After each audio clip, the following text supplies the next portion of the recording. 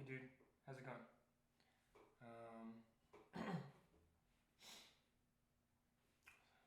Sorry for my kind of janky setup. I just kind of threw this together. Um, so my thing with chord scale relationships is, so let's for instance take like a 2/5 to F, where chord scale relationships tell us, for instance, that it's Dorian, Mixolydian, and Ionian.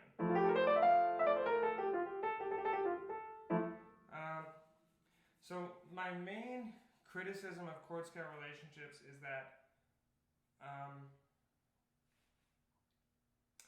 at worst, it's really boring, basically.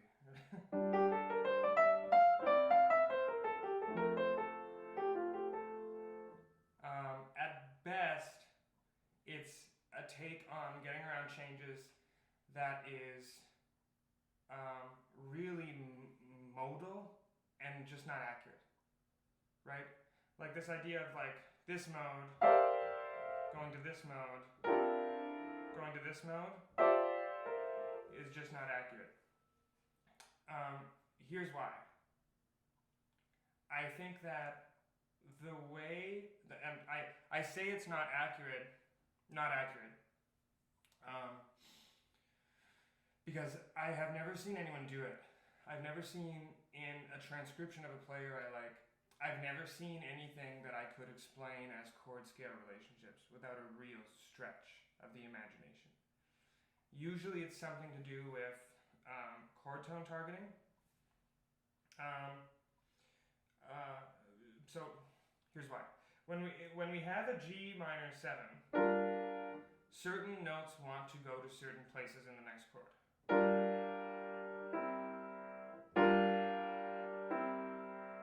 Right? So that's the first thing, is that chord scale relationships don't tell us anything about that. Right? So this is the first kind of, the first criticism I have about chord scale relationships. Well, not a criticism. It's more, really for me the bottom line is I don't see it anywhere. This video, I guess, is kind of me speculating on why it might be that players don't use it, and kind of why I don't use it. So the first thing is that chord scale relationships don't tell us anything about these tendency tones that want to move between these two chords, for instance. So let's say that sorry, that's annoying. Let's say, for instance, that, sorry, I'm just trying to take care of this cable. That is a little better. If I can just do this. That's not bad. So let's say that, for instance, I want to move from a G minor 7 to a C. Right? Some things are going to sound more idiomatic than other things. For instance, if I have this F, it's going to sound more idiomatic moving down to this E, enclosing that leading tone. So for instance,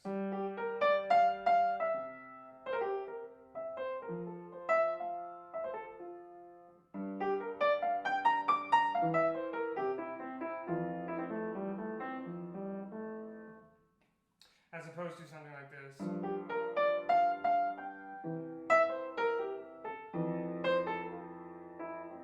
Sorry, I haven't warmed up yet. I'm kind of sounding terrible. But the point is that chord scale relationships don't tell us anything about this hierarchy of chord tones moving to other chord tones, right?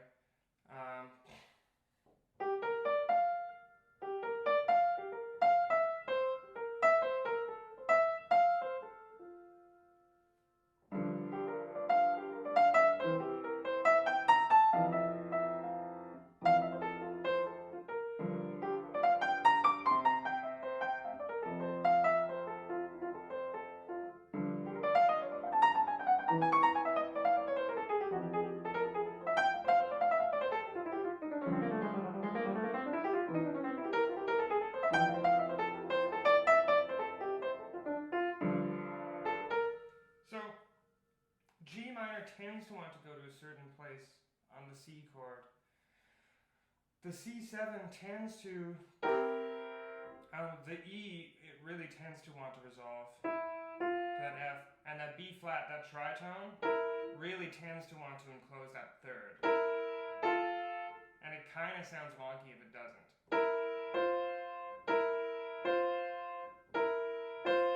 Sometimes when we're voice leading in our left hand, we have no choice. Right?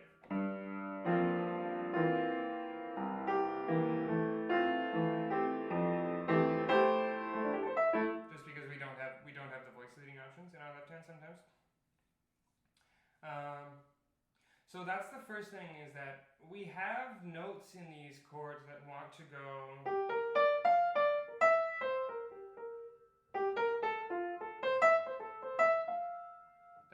to a specific place. Chord scale relationships don't tell us anything about that. So even at their best, right? Because I know no one really in good faith is saying, like, I'm learning chord scale relationships to do this. To just do this scalar thing. No one is saying that, and I know you're not saying that. At best, it's incomprehensive. At best, it's not complete as a concept.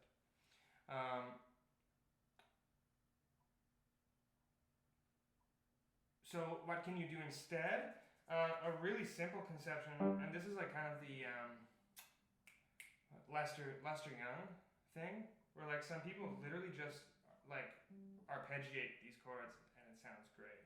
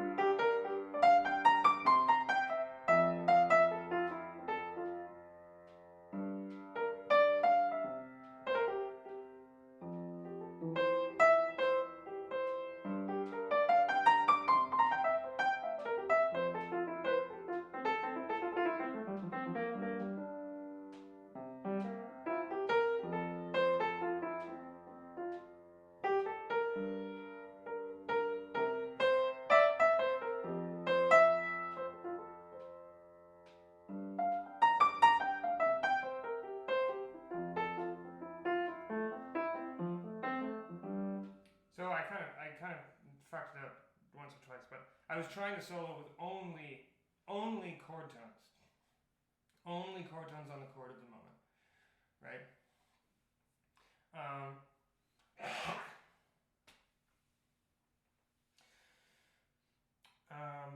And it generally sounds good. It kind of sounds like an older style of playing. But there are ways that you can. What if I did that? What if I did that 2-5? But I did it over like a 2-5 to B flat, for instance. Where all of a sudden I'm using all these upper extensions. Would that work? Wait.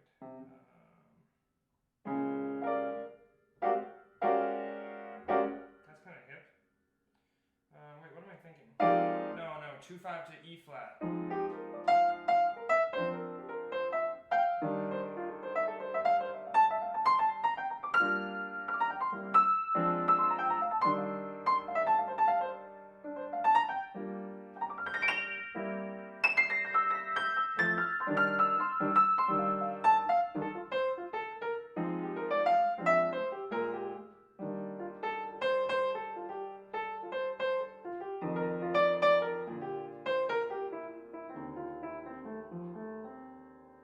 That's kind of a hip, maybe even kind of an out sound. So now even this kind of simple old school concept really can get us to something kind of modern and hip. If we just shift things around a little bit, right? Chord scale relationships don't allow this kind of flexibility, right? So if I were to have an F minor 7, and then I say, oh, what do I do over that? G Dorian. Maybe not. it kind of is that it's a chord scale relationships. It's a less expansive concept, right? There aren't as many new places we can take it because we're in this scale now, right?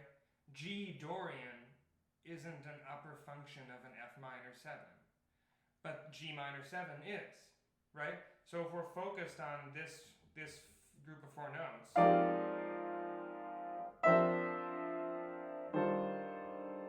that gets us to a new, more interesting place. The other thing is that, so we have this G minor 7 chord, and we're going to say it's G Dorian.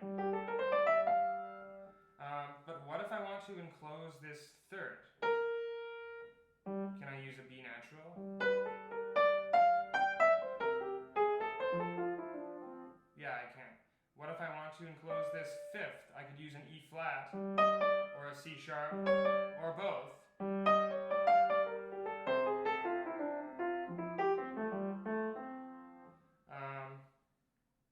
Or if I want to enclose this root, I could use an F sharp, I could use an A flat.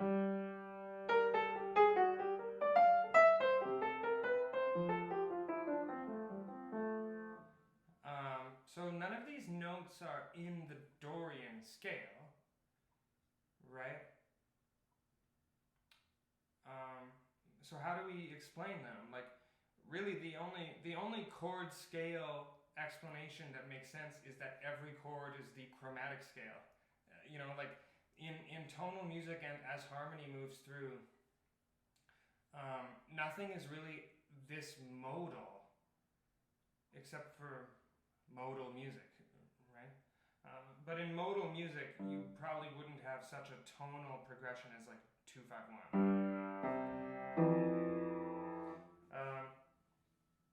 So, don't even get us started on the dominant chord, where, supposedly it's mixolydian, or it could be altered, or it could be half-whole diminished. Maybe it's just simpler to think about enclosing those chord tones chromatically, right? And thinking about what encloses the next chord chromatically. Maybe we could include some of those things in our dominant structure. Right? So there's like a C7 with a flat 9, sharp 9, right? But I'm more concerned with how they're voice leading. Where do they want to go? What's the chord tone that they want to get to in the next chord? That sounds right to me. Right? What if I want to do a sharp 11 on that major 7 chord? What does the Ionian mode tell me about that sharp 11? And if I say that major 7 chord is Lydian, what do the chord scale relationships tell me about the way mixolydian wants to resolve to Lydian? Do you know what I mean? At what point am I extrapolating these chord scales so intensely that I'm just accidentally getting to chord tones, right? If I was like, we can use altered to get to Lydian because of this structure. That sounds good.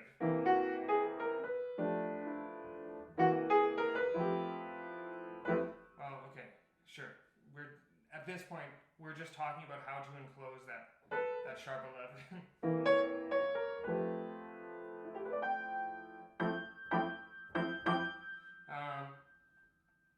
So that's kind of the main thing about chord scale relationships. The notes that we know for sure are going to happen are just the chord tones. Everything else that's happening, chord scale relationships, they just don't account for. So if I was to play this 2-5 with kind of a chromatic modern sound,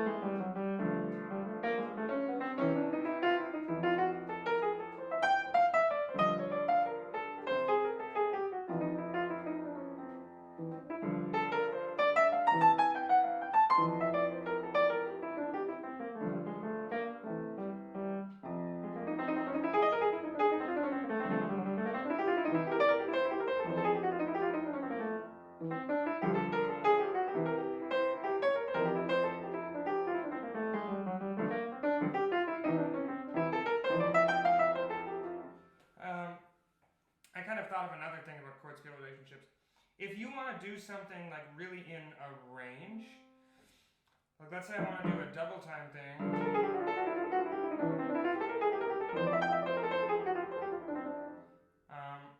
I'm gonna run out of shit to say pretty quickly. I can't even do it. Right? Like, what can you do? I guess my challenge to you would be like, try to think of a really interesting long phrase with chord scale relationships. Right? You're just limiting yourself to a mode. Right? You're approaching harmonic motion modally, which at best is limiting for you. At worst could be described as wrong, quote unquote wrong. If what we consider right is to be what the greatest players are doing.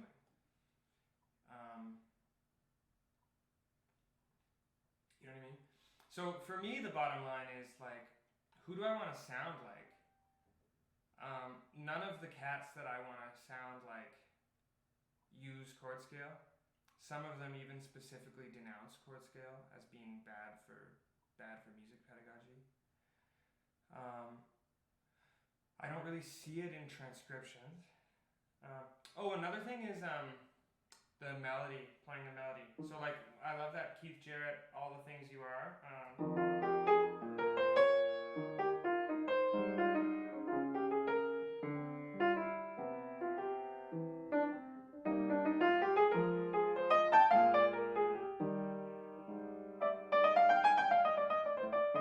I kind of forget it.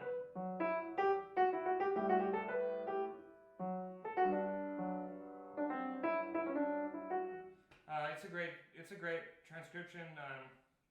Lots of chromatic stuff, but he's also thinking of.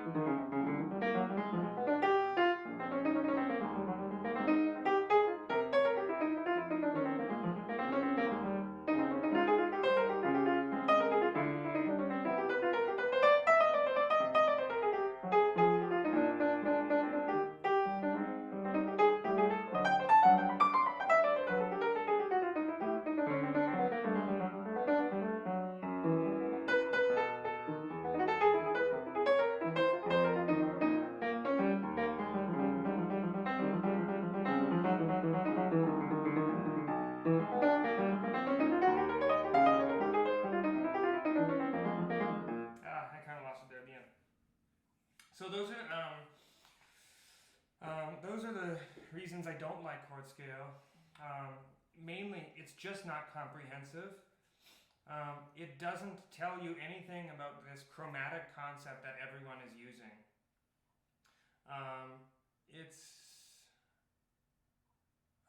And like, you know, so like if I'm in Mixolydian, for instance, right? What does that tell me about the way that players change extensions, for instance, on dominant chord? If Bill Evans is like, let me see.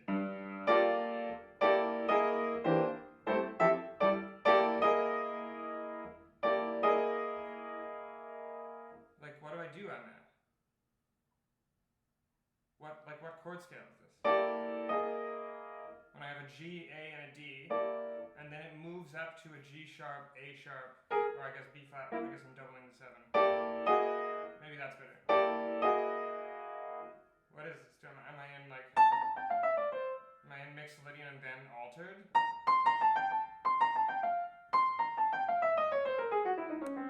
Maybe.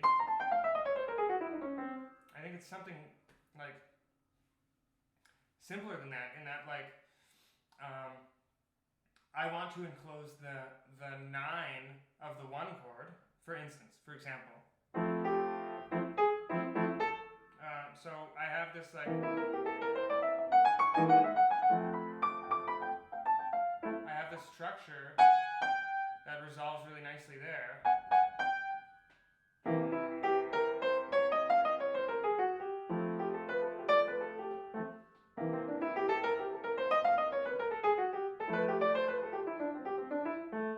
I could also do an A, F sharp, and G.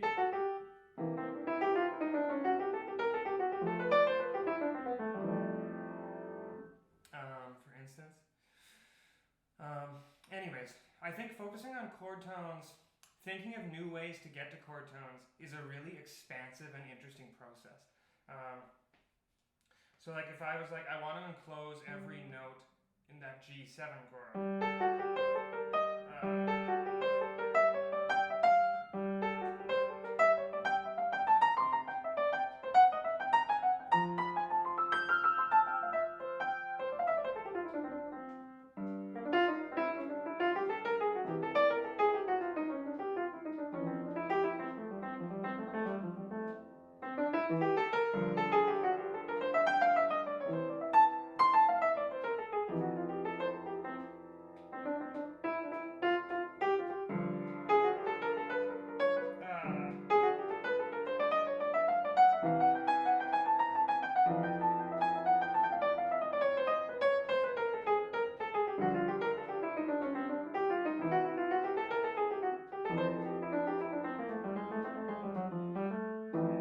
If you ever heard any like, I don't know, Aaron Parks, and you're like, what the fuck is going on?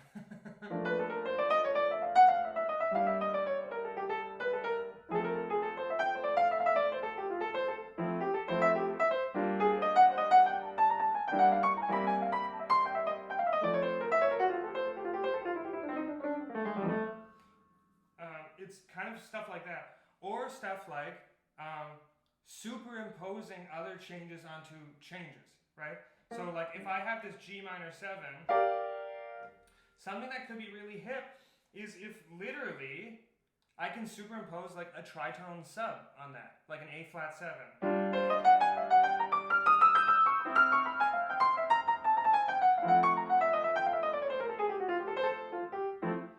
And I did that on every chord. So I did A flat 7 to G minor, D flat 7 to C7, F sharp 7 to F major 7, right?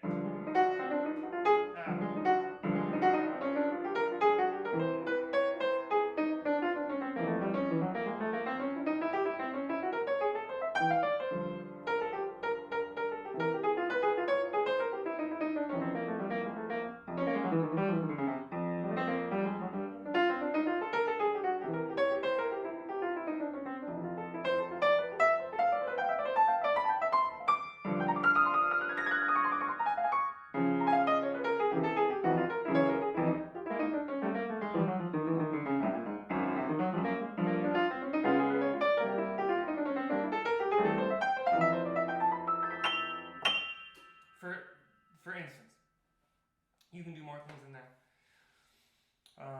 but that's a for instance, right? It's really common, especially to superimpose some kind of 5 going to a chord tone, right? This is like a big Charlie Parker thing. So we have this G, right? What's the 5 of G? We have a D7, right? That's a really like Coleman Hawkins. Maybe that's what I meant. Not Lester Young. Maybe Coleman Hawkins was what I meant. That's a really Coleman Hawkins where I'm just arpeggiating.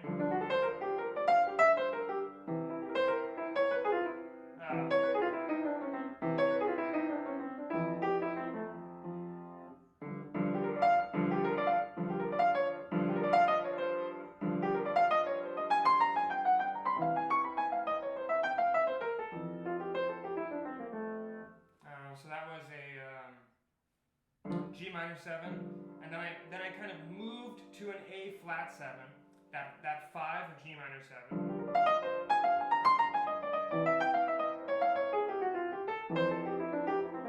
And then a C7 flat 7, C7 to F major 7, right? So I'm kind of like using my right hand to shift between the chord, it's 5, and then back to the chord again, using its like tritone sub 5. And it's a really hip sound. Chord scale relationships don't tell me anything about this sound. Instead, arpeggiating chord tones tell me something about this sound, and now suddenly I have this really expansive concept, and I can think about what am I putting over top all of these things.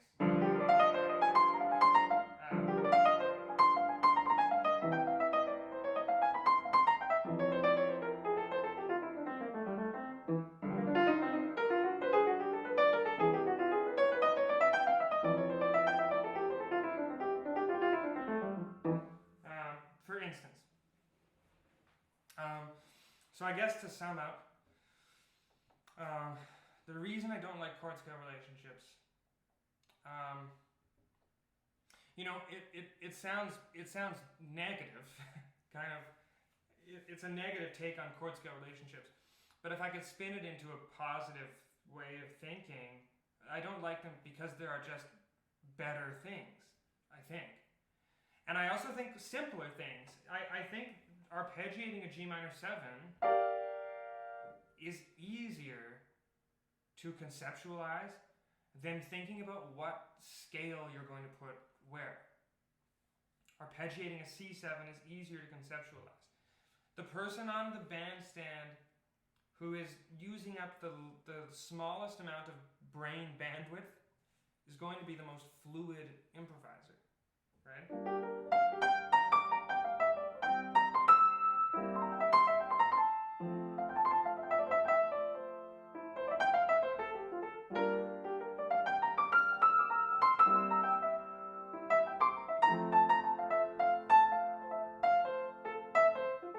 You know, that really reminds me of that sound.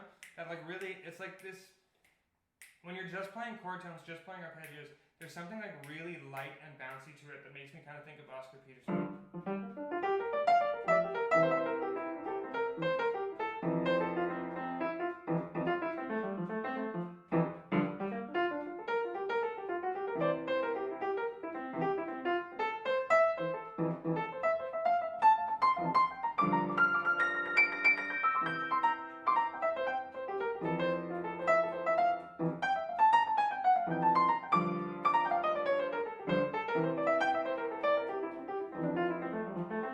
Right? Look at that little like, that little, I'm going down to that D, so I do a little run, I hit an E flat. Well, so much for Dorian, but it sounds good.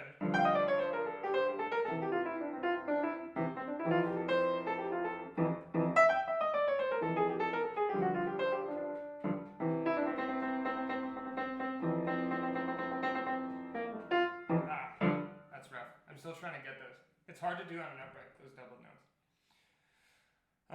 So I guess in conclusion, because I don't want to take up your entire day. In conclusion, I don't like chord scale relationships because I don't see them in transcription. So we're coming immediately from a point of vagueness in terms of the sound we want, right? Whereas if I give you like, oh man, arpeggiate chord tones, it's the Coleman-Hawkins thing. Suddenly we're approaching improvising from a sonic standpoint. We have an audio reference. So it's not going to be as vague, right? We don't need to come up with these things ourselves. It gives us more time to do actual innovating on the piano if we don't have to come up with what Coleman-Hawkins was doing ourselves. We know what he was doing. We can analyze his transcriptions. We can see what he was doing. We don't need to stumble upon it by accident. We can save ourselves that time and innovate in ways that are really important, right? If we're going to be discovering something on the piano, I think it's more worth our while to discover something new instead of accidentally discovering what Coleman-Hawkins was doing. We can just see what he was doing in transcription, right? Same with Jarrett, same with Bill Evans. We don't need to stumble upon these things by accident. We have audio recordings of these people, right? So we can see what they're playing and we can analyze it. The other reason I dislike chord-scale relationships is because they're not very expansive, right? So the chord tone targeting, for instance, that I just displayed, or the chord tone arpeggiation that I just displayed, even just off the top of my head, thinking of how many different directions I could take that all of a sudden, right? Where suddenly I'm more fluid with my extensions, suddenly I'm more fluid with my upper structures, suddenly I'm more fluid with superimposing chord changes over other changes. Chord-scale relationships don't really take us to these expansive places, right? Unless you were to say something like, oh, I have a G minor 7 chord, let's play A flat mixolydian, and then G Dorian. Sure, but that doesn't really tell you anything about the voice leading. That doesn't really tell you anything about how to make that sound convincing, right? And what if I don't want mixolydian? What if I want to do some kind of like A7, A flat 7? What if I want to chromatically approach those chord tones?